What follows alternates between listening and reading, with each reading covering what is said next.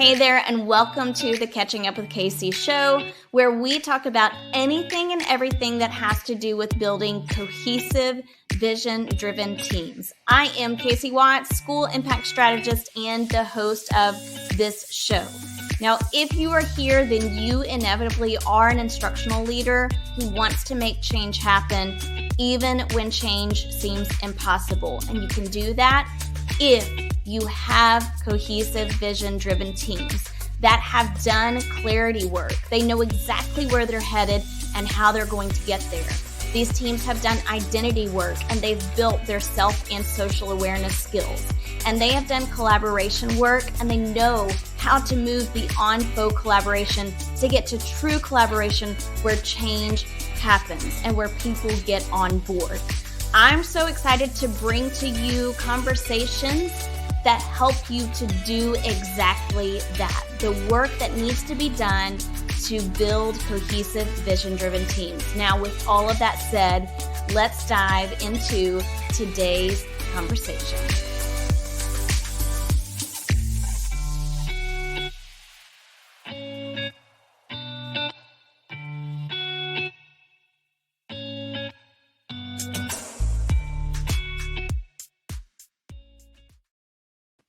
Well, hey there, everybody. Welcome to episode 67 of the Catching Up with Casey show. Tonight, our episode is titled How to Nurture Teacher Agency and Collaboration to Combat Fidelity Freeze. And I am joined with none other than Courtney Morgan. Courtney, thank you for coming. I'm so excited to have you. Hold on, Thanks so much, Casey. I'm really excited to be here. I know there's a little bit of a lag.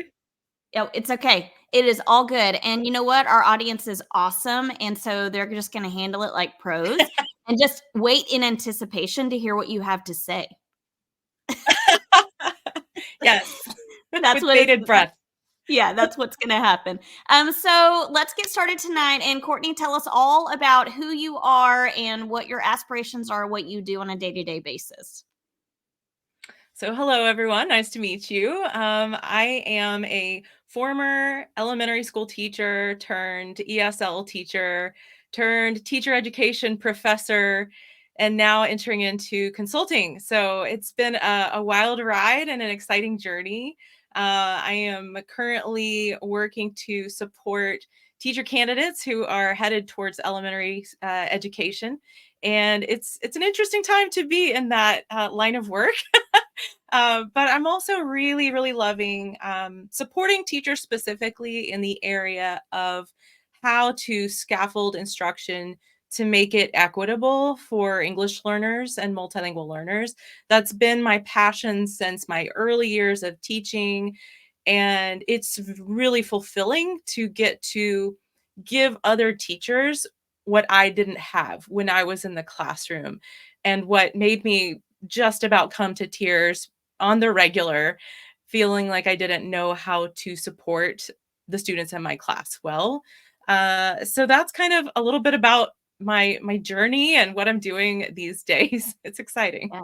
Yeah, that is exciting. And man, I feel like there's just almost way too much that we could unpack in this episode, because as you were talking, I was thinking about this webinar that I did with our state, and they're talking about high quality instructional materials. And, you know, like, I understand wanting to provide teachers everything they need tangibly, the tangible materials, but that doesn't take away from the overwhelm that they feel with the varied needs that they have for their students in the classroom. So while I appreciate the idea of giving them the materials they need and everything in their hands, are we really thinking about how they're going to approach that instruction and meet the needs of students? So I'm really interested to hear what you have to say about some of this. Can we start by talking about Fidelity Freeze? Because when you sent me this topic idea, I was like, oh my gosh, I can't wait, because I want to hear what you have to say about Fidelity Freeze within the educational setting and really its impact on teams. So just open it up. Tell us all you have to say about it. Yeah, it's funny when that phrase came to mind, I was like, "Oh, that's a perfect way of saying it." At the time, I I was supporting a teacher candidate who's doing her internship in a first grade classroom, and the teacher that she was working with had told her, "We are working with this new curriculum, and we've been told we have to teach it to Fidelity. We're not allowed to do anything but stick to the script." And this teacher candidate that I was working with felt really stuck. She was having a hard time figuring out where she could fit in her practice lessons and how she was going to, even for her lessons, uh, infuse them with differentiation and support for different learners. And it just kind of occurred to me because, I had this, as well as multiple other conversations I had had with teachers saying this same thing.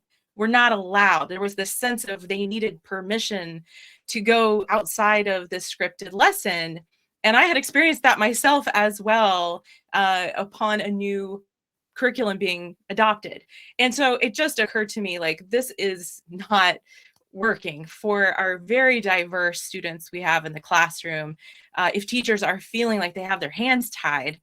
And I also was kind of putting two and two together as we're seeing so much emphasis right now on recognizing teacher expertise, valuing and treating teachers as the professionals that they are, helping teachers feel seen and heard when it comes to their instructional prowess, and that is really diminishing and demoralizing teachers right now, and in Mhm. contributing to teachers leaving the classroom. And I kind of realized that perhaps a big component of teachers feeling disempowered and like they're losing that sense of agency, could it be that they're losing their instructional creativity, their instructional license to do what they know how to do and love doing, right? So Mhm. all this kind of came up, and I just wanted to start advocating for this. And there's the whole multilingual learner differentiation side of what I do that definitely plugs right into this as well. So that's kind of where that was coming from. Yeah. So I've got someone in the comments. Oh, hey, Karen. She said, yes, I've gotten a letter in my file for not being on the right page. So demoralizing. This is a great conversation. And it Oh, is like people experience that. And I'm kind of curious to know from your perspective where that comes from. So let's just like take a step back and think about it from leadership perspective. They're implementing this new curriculum and they use the terms, we're going to use this with Fidelity. And when these teachers get things like Karen just said, like a file, hey, you're not on the right page, why is it coming from leadership that way? Like, why are they thinking Fidelity means we have to do it exactly as scripted and exactly in the order that it says on the right days? yeah. I There's a lot of pros to teaching to Fidelity, to teaching a program to Fidelity. I haven't been on the back end, behind the scenes of a curriculum adoption. So I can't speak from being in those shoes, right? Yeah. So I'm not going to claim, or make any assumptions because I haven't been there. I've been on the teacher end of it, right? I've been on the collaborative teams end of it, receiving this curriculum. I can imagine that a school district, a school has obviously spent a lot of money to purchase something that a lot of smart people took a lot of time and expertise to create, to build. And I'm going to, as I always try to do, assume positive intentions behind that, right? And I will say, even our local school district here has recently adopted a really strong curriculum for ELA, that is very research based, in terms of science of reading. That is a great program. And it's getting a lot of thumbs up from teachers. And I've also seen a lot of teachers, in online forums saying, actually, I really like our scripted curriculum. It takes a lot of the brain work out of it for me. It simplifies it for me. It helps me know that I'm covering all the bases, especially with reading. I mean, Mhm. right? Lots of components to weave together. It's complex. And so it saves teachers a ton of time. There's all these benefits. And I think when a school district has just spent buku money to implement and purchase a new program, obviously you want to know if it's effective. There has to be some way of measuring, was it worth the investment? And the best way to do that is to make sure that your educators are following the program, right? Mhm. Are abiding by the recommended strategies and pacing and etc. And so you reach this kind of sticky point then, because on the one hand, I can see why you would want every educator who is utilizing this tool to use it appropriately, to adhere to recommended guidelines, especially if they are newer teachers, if they haven't been trained in something like science of reading, right? There's a lot of massive benefits to having that. Right. But the tricky part comes when the discussion stops there, when the space for teachers to expand beyond that, to learn how to maneuver instructionally and use that as a tool, when that goes away, that's where we start to have some problems, because then you have some loss of equity for Mm. students who don't need a prescripted one-size-fits-all program. When the discussion doesn't continue and include that whole side of things, the whole differentiation side of things, then that's where I think the impact is going to be the opposite of what we're desiring it to actually be. Yeah. Yeah. I agree. It's such a fine line between handing a curriculum and setting expectations and saying we're going to teach it to Fidelity, and people not understanding what we mean when we say that. So I did an episode. I was with Michelle Rui. She's from Coach from the Couch, and she's a literacy coach. And we were talking about the use of terms in schools and how so many terms are used that people don't have common definitions around. And Fidelity is one of those. Like, what I say, what I think when I hear Fidelity could mean something very different from what someone else hears when they or thinks when they hear the word fidelity. So I want to ask you, let's talk about like just some common barriers to nurturing teacher agency that come with Fidelity Freeze. Barriers to nurturing teacher agency. Well, I think one of the hard things that school districts right now in particular are grappling with, and I've had so many discussions at the college level about this, because we have, new teachers entering the field who need mentors. I think a lot of our experienced teachers may not be around as much as they were previously to coach, to mentor, to rub elbows with teachers that are still learning how to take a curriculum and make it beautiful in the classroom, make it effective. So that, I think, one of the big challenges is lack of resources to build teacher efficacy. Yeah. You got to have personnel. You can't just single-handedly, as an administrator, doing a bajillion other things, or an instructional coach who's serving an entire school building, have the time to go and mentor and coach teachers in how to see a student need and say, all right, I'm making a note of that. I'm assessing that. How am I going to address that? Right. Mm-hmm. And that takes this whole other level of intentionality that goes far beyond just reading the script off the teacher guide. Right. Yeah. So I think that's one of the difficult things. Also, just teachers being overwhelmed. I'm not going to lie. There's lots of teachers out there that are like, hey, I'm cool with reading the script. Like, I don't have to think about it. I just want to walk into my classroom, do the thing, and we're done. Mm-hmm. Can that just be all, please? Yeah. I'm not going to lie. There was days when I felt like that as a teacher. Yeah. You have your low energy days where you're like, yeah. Yeah. Not So today. that's hard. But yeah, just lack of collaborative time together, I think, is probably the biggest one. Yeah. Teachers are going to grow the most when they can spend time together. Mhm. And in so many school buildings with so many teachers that I talk to, they say, look, I have such limited time, limited planning time, limited time with my teams. And I know you talk about this topic so much on your Yeah. podcast as well. Yeah, for sure. Actually, I'm going to kind of put a plug right here because I think this is perfect timing. In a few weeks, it's actually quite a bit of time before this episode happens, but I am doing an episode specifically about rolling out curriculum or new programs because it becomes this chaotic thing. And actually, I'm going to change this because it's actually not curriculum chaos; it's curriculum cakewalk, I think. Ooh, I need to double check, but I'm going to put that link up, guys. So just be on the lookout. I'm going to put that link up here in just a second. But that live session, I'm going to have people register for it so I know who's coming and I can ensure that I get people the resources they need afterwards. But it is really all about how to support effective implementation because that's one of the hardest things. And ineffective implementation ends up with us experiencing fidelity freeze like you've talked about. Would you agree with that?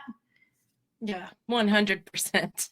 I Yeah. think there's so much you can do on the front end to prevent some of these issues. And the way that you communicate that definition of fidelity, the way that you communicate expectations. And I even was thinking earlier, like, let's not just leave it with communicating expectations. Let's actually model those expectations. Like, what if we, in the middle of training for a new curriculum, had someone, whether it's, a representative from the company, or just 3 months in, you start having teacher leaders come up and you spotlight their best practices, say, hey, like, could you just kind of walk through a lesson with us and share with us, what did you do for your students who have learning differences? How did you support your newcomers that don't even read or write in English yet, and tell us about what that looked like, what occurred in the margins of your lesson that was the good stuff that only you can do. Like, share that with us. I feel like the more you can do that on the front end and give teachers this kind of, I don't know, it helps teachers breathe easier when they know exactly what's expected of them. Mhm. And that includes room for them to have their agency and expertise Yeah. activated, right? Yes, absolutely. So great. I love that you're doing that training. That's going to be awesome. Yeah, I'm excited about it. It's one of my favorite things to talk about because it can be so overwhelming for so many people. Interestingly enough, next week I'm doing an episode with Jolene, and she's going to be talking about the role of accountability and expectations and how it actually empowers teachers. So you are spot on. People need to know what is expected of them. And if you're going to tell teams to implement something with fidelity, number one, like you said, Courtney, they need to have time to do the front end work, and then they need the clear expectations from it. So Yeah. you talked a lot about actually already some effective strategies, just that front end work. But I'm curious to know if there are other strategies you're thinking of for empowering educators to take ownership of their professional growth in the midst of teaching a curriculum with fidelity. A big one that I speak to so much in my world of multilingual learners is really encouraging. And it's funny because I feel like the longer I do this and spend time in this niche, the more I really want to talk to school leaders because we kind of keep coming back around to these systemic and structural things that really the only person that can have an influence on these things is the administrator. But having school-wide systems that are established for teacher collaboration, and something that I'm always advocating for is that we are constantly mindful of and have our radar on for any educators that may be outliers, that may be sidelined that need to be sitting at the table.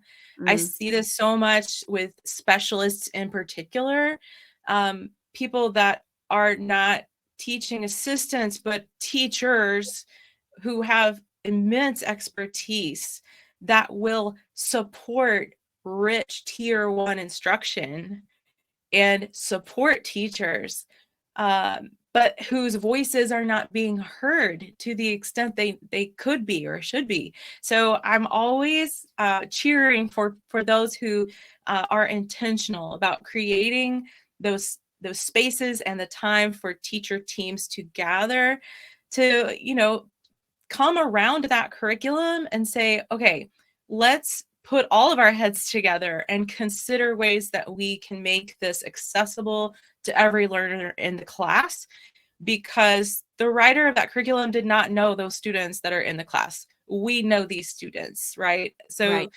I think that would be probably the most powerful thing that a school leader could do outside of clear communication of Mhm. expectations, is then empower the teachers by giving them space to do what they do best. Yeah. Yeah.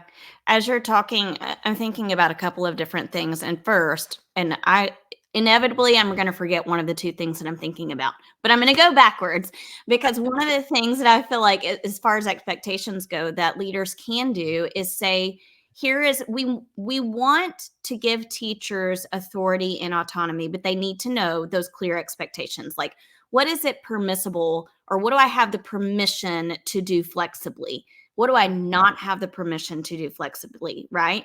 And it's important to clarify those things and not make assumptions about those things.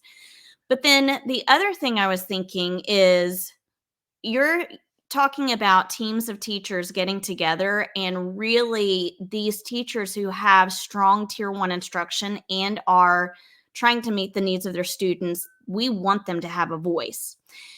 And those kinds of team meetings, if you will, if it's a PLC team meeting, whatever it is, they need to be facilitated so that everyone has a voice. We cannot make the assumption that these teachers are going to get together and just naturally collaborate effectively and take those things back to their classroom. So, and I think that's a hard balance for leaders too, like especially instructional coaches, because we might get into a situation where we notice that, man, this team's really not collaborating, or this teacher who I know has these high impact strategies happening, I would love for her to speak up, but she's just not doing it. So we Mm. have to know how to facilitate that effectively without also taking over the conversation. Mm.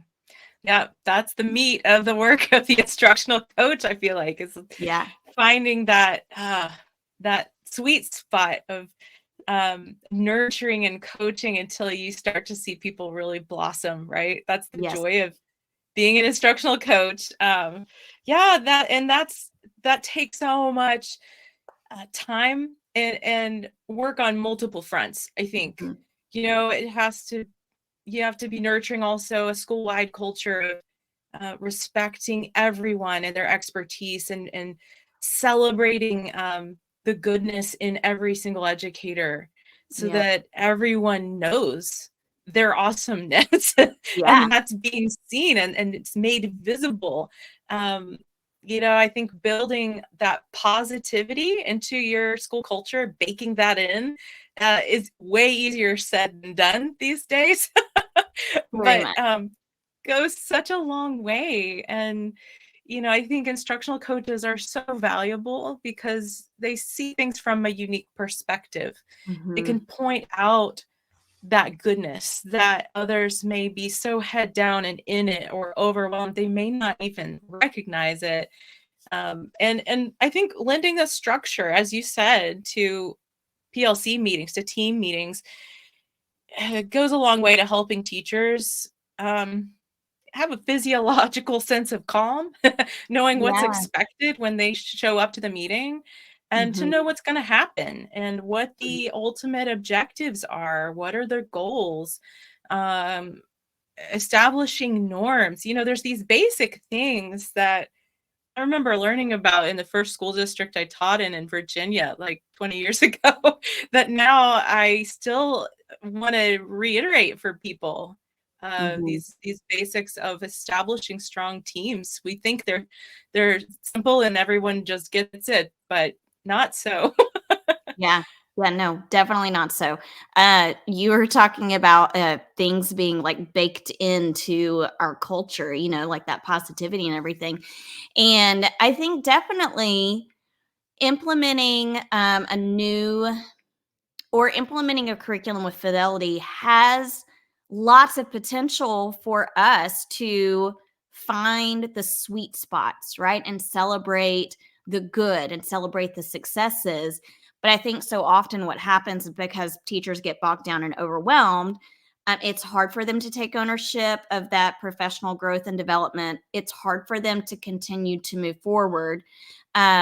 So I guess one of my other questions for you is how, because that really breaks down trust, right? And it really breaks down communication and it breaks down our teams.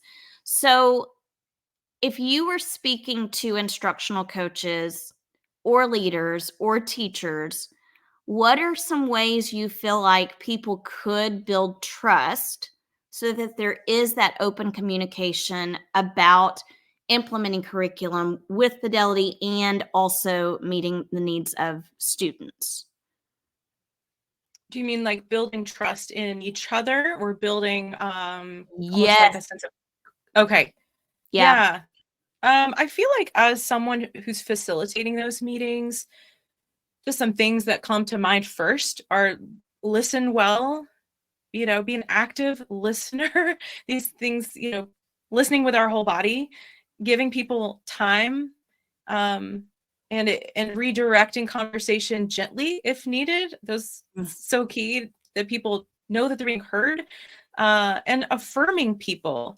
Teachers can have very, as we know, different approaches, different opinions, different mindsets, and I feel like, in some cases, instructional coaches feel like they're kind of trying to turn the Titanic, like little bit by little bit. But even just for yourself as an instructional coach, celebrating that inch by inch growth that you see, because some of these things do take time and we have to Mm, be patient mhm. and enjoy the process. I think so often we're so, um, outcome oriented. We just want to see the change now and make it happen now. And we want that person's personality to just be different now. And we want that person to be on board with our new curriculum adoption now, right? But these are people, right? Yeah. So it Yeah. takes time and it takes relationship.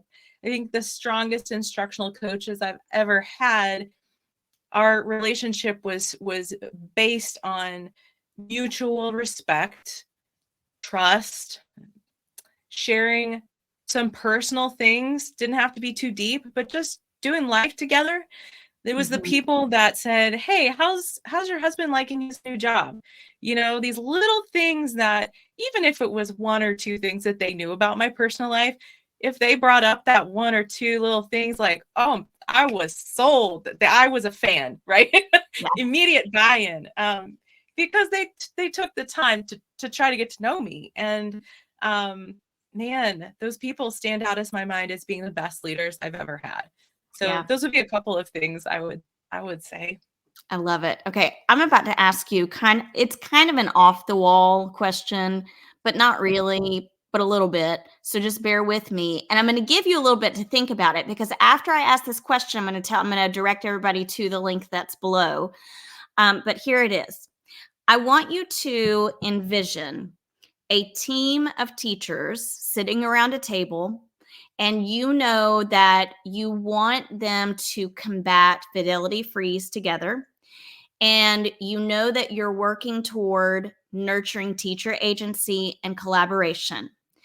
I would love to hear in your mind what that team collaboration looks like, what it sounds like, what it feels like, what you notice about people, and how you notice them utilizing curriculum with Fidelity still. So, while you're thinking about that, Speaking of curriculum, audience, if you go to catchingupwithcasey.com/curriculum cakewalk, in April, it's toward the end of April, I'm going to be sharing some strategies and tools for how to successfully roll out curriculum or new programs that will help your teachers to feel more confident and less overwhelmed. So go to that when you get a chance, register for that live, catchingupwithcasey.com/curriculum cakewalk. Okay, Courtney, it's all you. I love the name Curriculum Cakewalk. It's so like, ooh, I want to come. Yeah, because we I'm know not it is about not no curriculum cakewalk. There's nothing a cakewalk about it. That's great. Well, to respond to your question, I think a little piece of it that came to mind was, what if we were to start on the front end instead of imposing goals and here's what we want to do and here's how we're going to do it? What if we were to have a collective conversation first before we really dive into the work on the front end, involving the teachers that are going to be doing the doings of this curriculum and saying, hey, here's the thing. We have this tool. We want it to be useful for everyone. We want it to be impactful for every student. Let's talk about some ways that we can gather around pieces of this curriculum regularly and talk about how it's going and how we are using it and how we can make it better. What might that look like? And having the teachers share. Like, I know it sounds like, revolutionary, but it's like this very simple act of letting teachers share and have input on the front end, rather than here's the structure we're going to use, et cetera, et cetera. And I think sitting around that table, I can see a facilitator guiding, but not doing all the talking. I can see general education and specialists having a voice at that table so that at the end of the day, we can actually say we are providing equitable tier 1 instruction. Can I get an amen on that one? Okay. Yes. That's like number 1 in my book.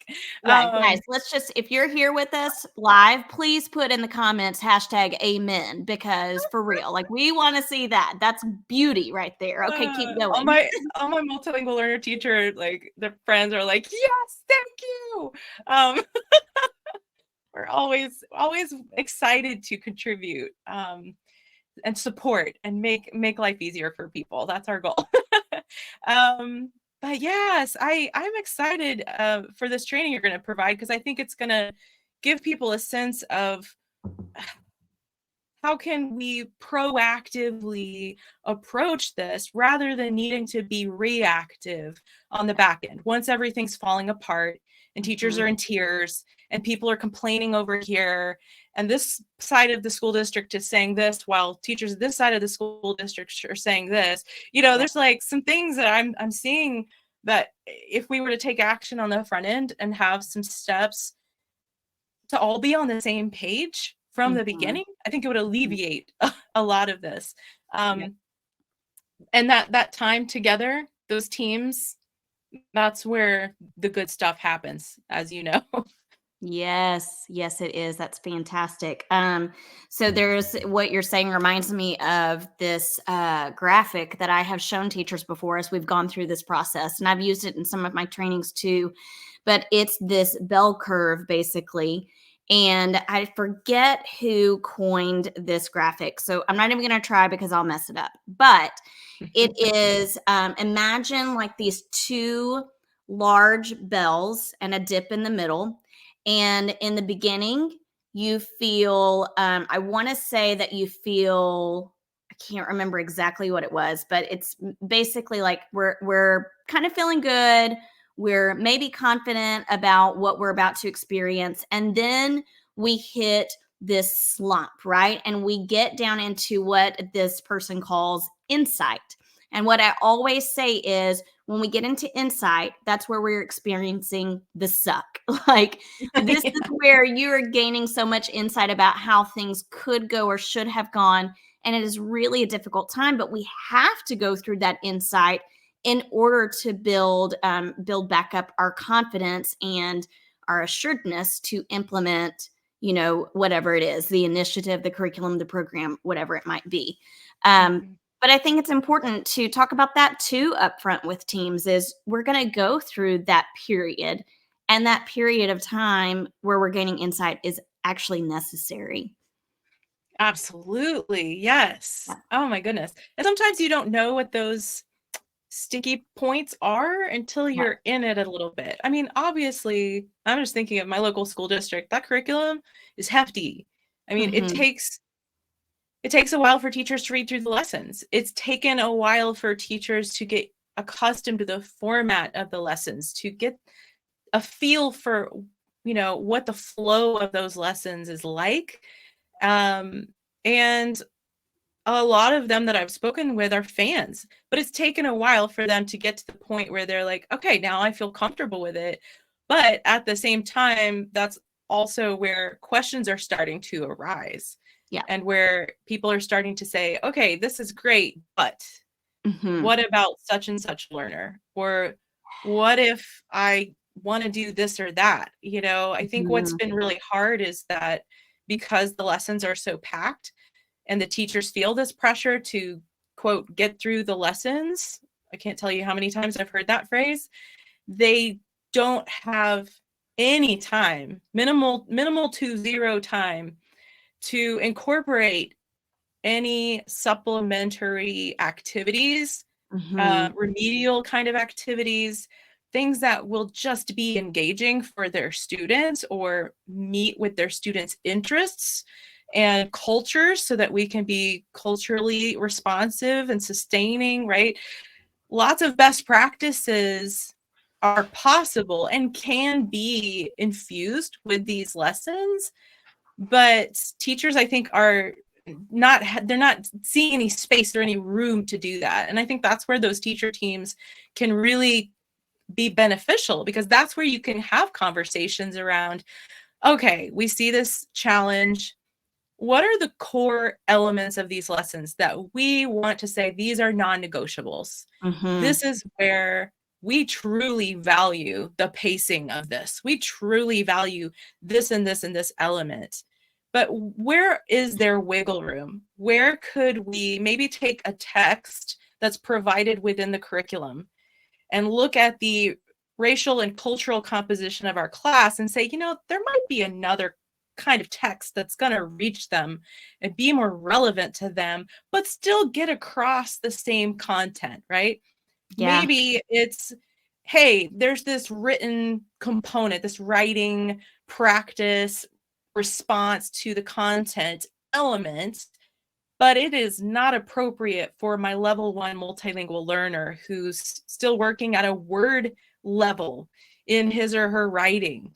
Maybe instead of feeling like we have to give that same writing activity to everyone, we can let ourselves breathe a little bit and collaborate and bring in a specialist to kind of provide some ideas for scaffolding and still get the same content across, but in a way that's actually been way more effective in reaching all the learners, right? So that's kind of Mm-hmm. where I see those teacher teams like making magic happen, really, Wow. truly. Yeah.